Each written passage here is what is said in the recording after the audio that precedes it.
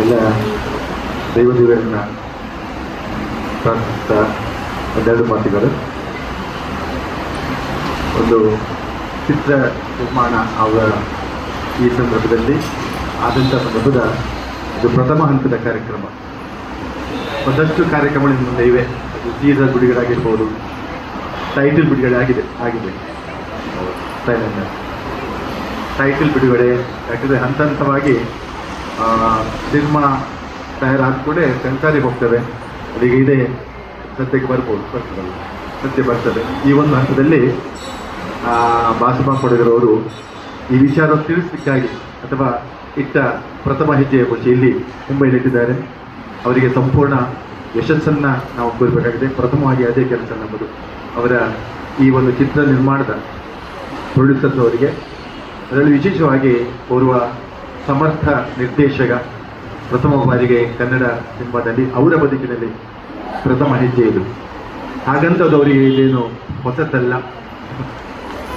ಅದರ ಗುರು ಅಂತ ಹೇಳುವಷ್ಟು ಅನುಭವ ಅವರಿಗಿದೆ. ಯಾಕೆಂದರೆ ಈ ಅವರೊಂದು ತುಳುಟು ಬರ್ತಾರೆ, ತುಪ್ಪೆ ಅದು ನಮ್ಮಲ್ಲಿರೋದು ಭತ್ತದ ತುಪ್ಪೆ, ಆದರೆ ಇದು ಭತ್ತದ ಅಂದರೆ ಖರ್ಚಾಗದ ತುಪ್ಪ. ಇದು ಎಲ್ಲ ಪ್ರತಿಭೆ ಇರುವಂತಹ ನಮ್ಮೂರಿನ ತುಪ್ಪೆ. ಯಾಕೆಂದ್ರೆ ತುಪ್ಪೆಂದೇ ಬಂದ್ಬಿಟ್ಟು ನಮ್ಮ ಪುಲಿ ಕಣಜ ಅದು ತುಂಬಿರ್ತದೆ. ಅದು ಈ ಪ್ರತಿಭೆ ಅವರಲ್ಲಿ ತುಂಬಿದೆ. ಅದು ಮತ್ತಲಿಕ್ಕಿಲ್ಲ, ಅದು ಭತ್ತದ ತುಪ್ಪೆ ಇವರು ಮನಸ್ಸಲ್ಲಿ. ಅದರಿಂದ ಅಂತಹ ಪ್ರತಿಭಾನ್ವಿತ ಎಷ್ಟೋ ವರ್ಷಗಳ ನಂಟು ನಮ್ಮದು. ನಾನು ಅವರ ಪ್ರತಿಭೆಗೆ ತಲೆಬಾಗುವನು. ಅಂತಹ ಈ ಕ್ಷೇತ್ರದ ರಂಗಭೂಮಿಯ ಶ್ರೇಷ್ಠರವರು ಆಳವಾಗಿ ಅಭ್ಯಾಸ ಮಾಡಿಕೊಂಡು ರಂಗಭೂಮಿಯ ಉದ್ದ ಅಗಲವನ್ನು ಸಂಪೂರ್ಣ ತಿಳಿದಂತಹ ಓರ್ವ ಕನ್ನಡದ ತುಳು ಭೂಮಿಯಲ್ಲಿರುವಂತಹ ಓರ್ವ ರಂಗಭೂಮಿಗೆ ಅನಿವಾರ್ಯವಾದಂತಹ ಒಂದಷ್ಟು ಪ್ರತಿಭೆ ಅವರಲ್ಲಿದೆ. ಅವರಿಂದಾಗಿ ಇದು ಬೆಳೆದಿದೆ. ಸಮಕಾಲೀನ ಈ ಕಾಲದಲ್ಲಿ ತುಳು ರಂಗಭೂಮಿ ಕನ್ನಡ ಭೂಮಿಗೆ ಒಂದಷ್ಟು ಕೊಡುಗೆಯನ್ನು ಕೊಟ್ಟವರು ಬಾಸಮ್ಮ ಕೊಡೋದು. ಅವರ ನಾಟಕಗಳಾಗಲಿ ಅಲ್ಲಿಗೆ ಬರುವ ಮೊದಲೇ ಎಲ್ಲವನ್ನೂ ತಿಳಿದು ಬಂದಂತಹ ಅವರು. ಆದ್ದರಿಂದ ರಂಗಭೂಮಿಗೆ ಎಷ್ಟೋ ಕಲಾವಿದರಿಗೆ ಅವರು ಗುರು ಸಮಾನ. ಯಾಕೆ ಹೇಳಿದ್ರೆ ಅವರ ಪ್ರವೃತ್ತಿ, ಅದನ್ನು ತೊಡಗಿಸಿಕೊಂಡ ರೀತಿ ನಾನು ಬಹಳ ಹತ್ತಿರದಿಂದ ಕಂಡವರು.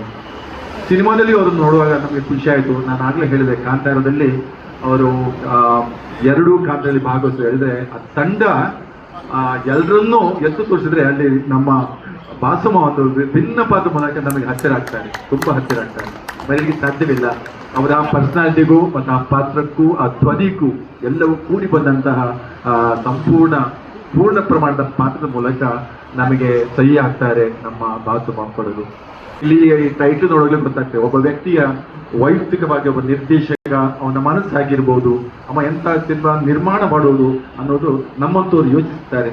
ನಮ್ಮಲ್ಲಿ ಕಲ್ಪನೆ ಇರ್ತದೆ, ಬಾಸಮ್ಮ ಕೊಡೋದು ನಿರ್ದೇಶನ ಮಾಡಿದ್ರೆ ಅಥವಾ ಯಾವ ಕಥೆಯನ್ನು ಅವರು ಏನು ಆಯ್ಕೆ ಮಾಡಿರ್ಬೋದು ಅನ್ನೋದು ನಮ್ಮಲ್ಲಿ ಗೊತ್ತಿರ್ತದೆ. ನನಗೆ ಗೊತ್ತೇ ಇದೆ. ಆದ್ದರಿಂದ ಈ ಸಿನಿಮಾಗೆ ನಾನು ಓಡಾಡಿ ಬರ್ತದೆ. ಯಾಕಂದ್ರೆ ಬಾಸವರು ಸಿನಿಮಾ ಮಾಡಿದ್ದಾರೆ, 100 ಸಿನಿಮಾಗಳು ಬರ್ತಾ ಇವೆ ಈಗ ಊರಿಂದ. ಅದೇ ಯಾವ ಕಲ್ಪನೆಗಳ ಬಗ್ಗೆ ಇಲ್ಲ. ಆ ಸಿನಿಮಾಗಳ ಬಗ್ಗೆ ನಾವು ಹೇಳಿಸಲಿಕ್ಕೆ ಆಗೋದಿಲ್ಲ.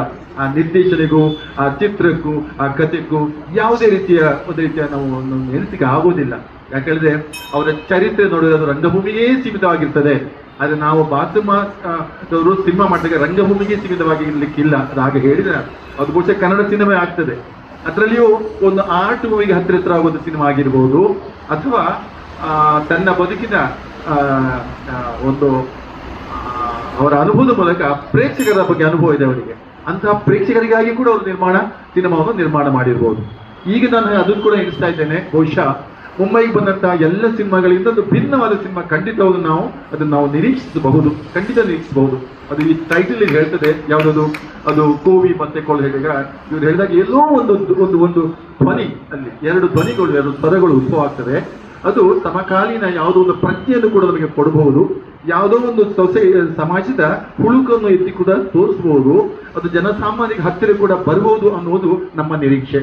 ಅಲ್ಲಿ ಯಾವುದೋ ಒಂದು ಖುಷಿಯಾಗುವಂತಹ ಶಬ್ದ ಇದ್ರೆ ಅದು ಕೊಡೋದಾಗಿರ್ಬೋದು ಅಥವಾ ಕೋವಿ ಆಗಿರ್ಬೋದು. ಈ 2 ಮೂಲಕ ಪ್ರಜ್ಞಾವಂತ ಸ್ವಲ್ಪ ಎಣಿಸ್ಬೋದು, ಹೀಗೆ ಇರಬಹುದು ಅಂತೇಳಿ ಎಣಿಸೋದು ಕೂಡ ಬಹಳ ಅಗತ್ಯ. ಯಾಕಂದ್ರೆ ಅವರ ಚಿತ್ರದ ಕಥೆಯಲ್ಲಿ ಸಸ್ಪೆನ್ಸ್ ಇದೆ ಅಂತ ಹೇಳಿದ್ರು. ಹಾಗಾದ್ರೆ ಕಥೆಯಲ್ಲಿ ಸಸ್ಪೆನ್ಸ್ ಇರುವಾಗ ಟೈಟಲ್ನಲ್ಲಿ ಸಸ್ಪೆನ್ಸ್ ಇರಬಹುದಲ್ಲ. ಆದ್ದರಿಂದ ನಾವು ಅದನ್ನು ನಿರೀಕ್ಷೆ ಮಾಡ್ತೇವೆ. ಅದಕ್ಕಾಗಿ ನಾನು ಹೇಳ್ತಾ ಇದ್ದೇನೆ, ನಾನೇನೋ ಸಿನಿಮಾ ಮಾಡಿದ್ದೆ ಪತ್ತನಾಜೆ, ನಂಗೆ